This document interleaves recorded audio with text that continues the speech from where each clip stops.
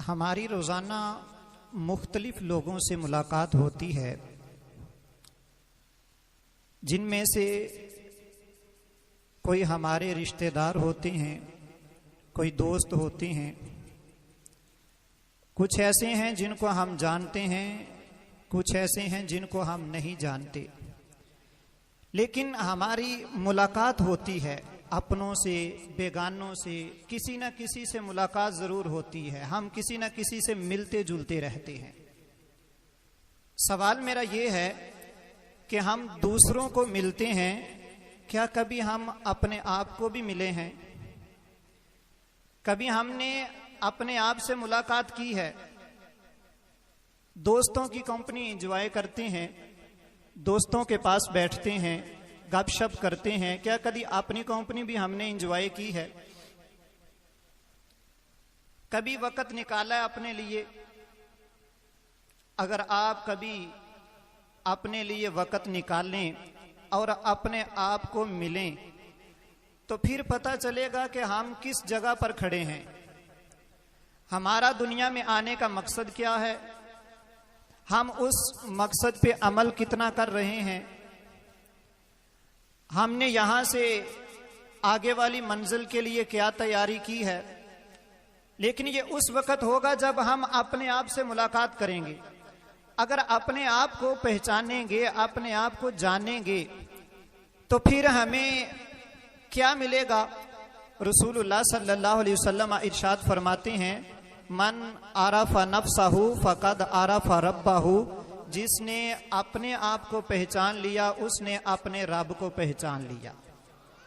लेकिन अपने आप को पहचानने के लिए पहले हमें अपने आप से मुलाकात करनी पड़ेगी, पहले अपने आप को ढूंढना पड़ेगा, अपने आप को मिलना पड़ेगा। हम कहाँ पे खड़े हैं, हम खुद हैं क्या, कहाँ से आए थे, कहाँ के लिए आए थे, कहाँ हमने जाना है, फिर जितनी तैयारी के लिए आए थे उतनी तैयारी हमने की है या नहीं। ये उस वक्त होगा जब हम अपने आप को जानने की कोशिश करेंगे, अपने आप को पहचानने की कोशिश करेंगे। ये वही बात थी जो इकबाल ने कही थी कि अपने मन में डूब के पाजा सुरागे जिंदगी, तू अगर मेरा नहीं बनता तो ना बन, अपना तो बन।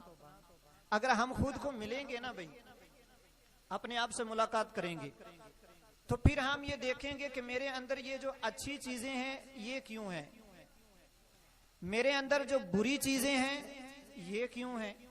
सारा कुछ हम शैतान पर डाल देते हैं। सुबह नमाज के लिए क्यों नहीं उठा? ओ जी शैतान ने गाफिल कर देता है, आँख ही नहीं खुली। किसी से झूठ सरजद होता है, क्या हुआ जी? शैतान ने गुमराह कर दिया। सब कुछ शैतान गुमराह करता है। क्या हम जानते हैं कि शैतान को किसने गुमराह किया है? सबको तो शैतान गुमराह करता है ना। तो शैतान को गुमराह किसने किया है? शैतान को गुमराह उसके नफ्स ने किया है।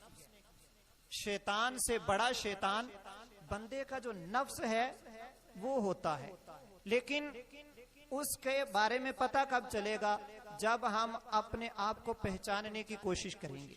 जब आप खुद को देखेंगे तो अपने आप को आप 3 मकामात में से किसी एक मकाम पे पाएंगे। वजह है 3 में से किसी एक मकाम पर पाएंगे।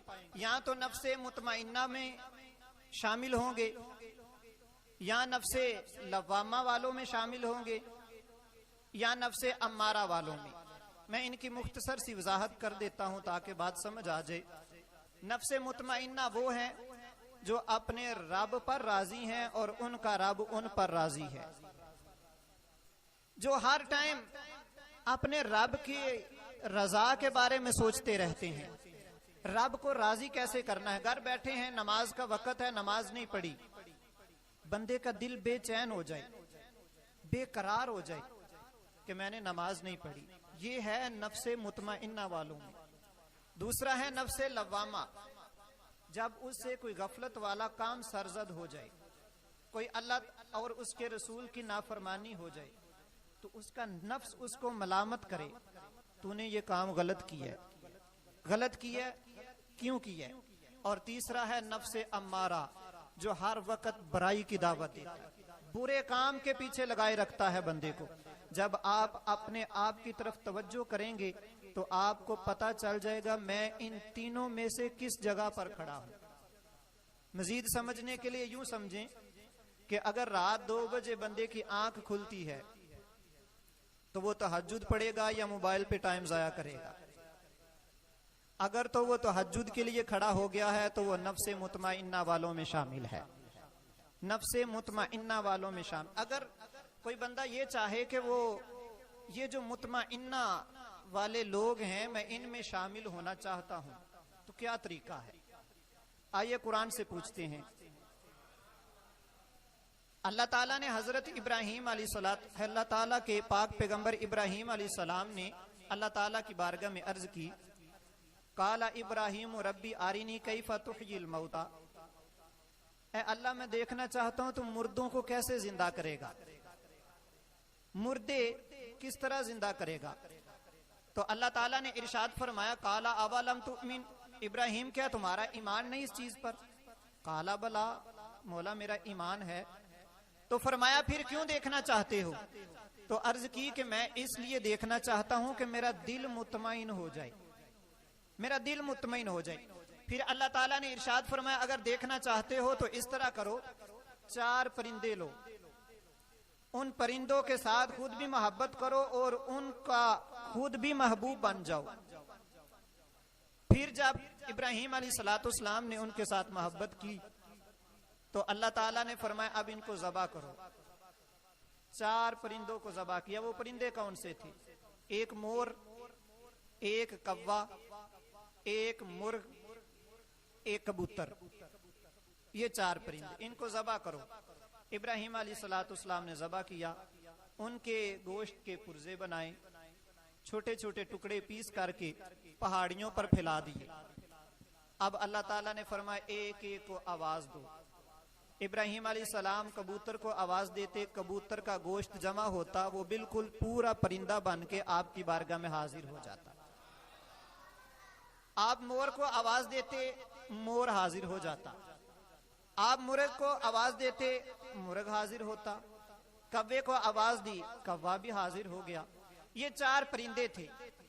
सैयद अब्दुल मीर बिलग्रामी रहमतुल्लाह अलैह, अब्दुल वाहिद बिलग्रामी रहमतुल्लाह अलैह सबा सनाबिल शरीफ में फरमाते हैं कि ये जो 4 परिंदे हैं ना, इब्राहिम अलैहिस्सलाम ने ये परिंदे नहीं ज़बा किए। ज़बा क्या किया? फरमाते हैं इनके अंदर जो इनकी आदतें हैं वो ज़बा की हैं। आदतें क्या हैं? फरमाया कि कव्वा है लालची, आपने देखा कि वो बच्चों के हाथ से भी चीजें छीन के ले जाता है, कव्वा है लालची। इसी तरह मुर्ग के अंदर शहवत बहुत ज्यादा है, वो हर वक्त मुर्गी के पीछे पीछे रहता है, शहवत बहुत ज्यादा। मोर के अंदर दिखावा है, जब भी कुछ 4 बंदे उसके पास जमा होते हैं वो अपने पर फैला के अपनी खूबसूरती दिखाता है। कबूतर के अंदर दोस्ती है, वो जहां 4 दिन रहता है उसके साथ ही दोस्त हो जाता है, मोहब्बत हो जाती है। तो अल्लाह ताला ने फरमाया, सबा सनाबिल शरीफ में ये बात लिखी है कि इब्राहिम अलैहिस्सलाम ने इन 4 परिंदों को ज़बा नहीं किया, बल्कि इनके अंदर जो आदतें थी उनको ज़बा किया। कव्वे के अंदर लालच था, लालच को ज़बा किया। मोर के अंदर रिया था, दिखावा था, उन्होंने उस दिखावे को ज़बा किया। मुर्ग के अंदर शहवत थी, शहवत को ज़बा किया।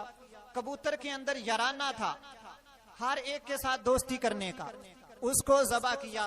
फरमाया जब अल्लाह के पाक पैगंबर ने इन 4 आदतों को ज़बा कर दिया तो फिर मकाम ये दिया कि अल्लाह ने उनके सामने मुर्दों को भी जिंदा फरमा दिया। फरमाया कि अपने अंदर से शहवत को ज़बा करो, अपने अंदर से लालच को ज़बा करो, अपने अंदर से ये जो दिखावा है इसको ज़बा करो। जब तुम इन चीजों को ज़बा करोगे तो इब्राहिम पैगंबर ने अर्ज की थी मैं चाहता हूं मेरा दिल मुतमईन हो जाए, तो रब ने इनके जरिए दिल को मुतमईन किया। फरमाया जब तुम अपने अंदर से ये आदतें खत्म कर दोगे अल्लाह तुम्हारे भी दिल को इत्मीनान अता फरमा देगा और तुम भी नफ्से मुतमइन्ना वालों में शामिल हो जाओगे। लेकिन ये कब होगा? जब हम पहले अपने आप को मिलेंगे, अपने आप को पहचानेंगे। आज तो अकेला बंदा है ही कोई नहीं, अगर अकेला भी बैठा तो उसके पास मोबाइल है, चाहे 5 घंटे क्या 5 दिन वो लगा रहे, बिल्कुल भी बोर नहीं होता।